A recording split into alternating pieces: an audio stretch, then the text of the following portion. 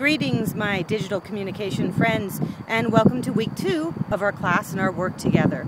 I am in Amaretto, Texas today, and I thought I'd show you around a little bit so that I can, have some of my e-memory, but also talk a little bit of what happened in the discussion thread last week and what we're going to talk about this week.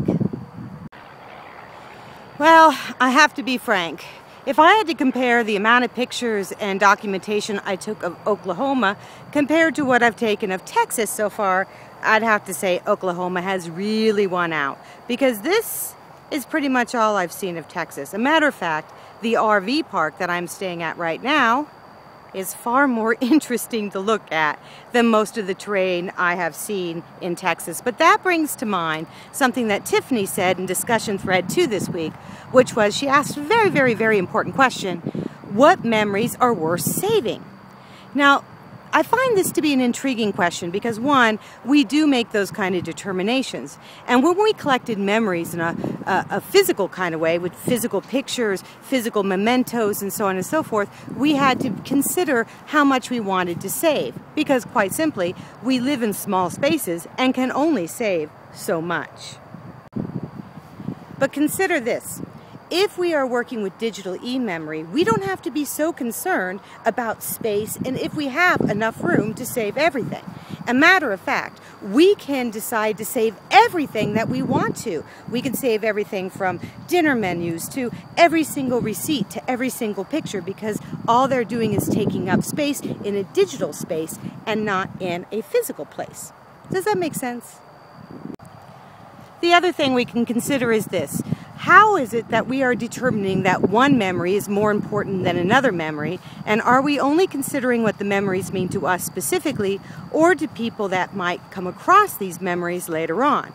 As I told Tiffany, anthropologists find some of the most important information in receipts, in accounts logs, and even a trash heap than they do in somebody's pictures and memories that are, if you will, well-formed. So, I guess the biggest answer to that question is, it's subjective. Memories and what we consider to be important, may not be important, kind of depends on the moment. So for this class, try to save everything. And this sends me to the last part of the discussion I wanted to have with you, namely, what we're going to be talking about this week in discussion. Now, when we read the article last week from Mr. Bush, he was very enthusiastic about an e-memory project. And of course, this was way in the early 20th century, or mid-20th century, that is. But we're going to look at a couple authors this week, philosophers, that is, namely Plato, who is quite skeptical of an e-memory process. Matter of fact, he can't stand the idea of writing. He is horrified by what books will do to his civilization. Can you imagine that? I mean, what would our world be without the book, right? But Plato, no, he had some arguments against it. So take some time and to read these arguments carefully, because not only are we going to discuss Plato and how he feels about the value of e-memories, this week we're also going to discuss him when we come to the end of the class together and compare and see if we agree with him or not. Well, that's about it for right now. I'm going to have to get back to my rig, actually, because my husband and I are going to go out for dinner.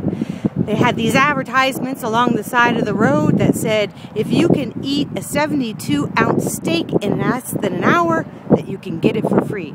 Of course, we're vegetarians, but we want to see somebody try. So you guys have a good week. I'll see you on the discussion boards, and take it easy. Bye.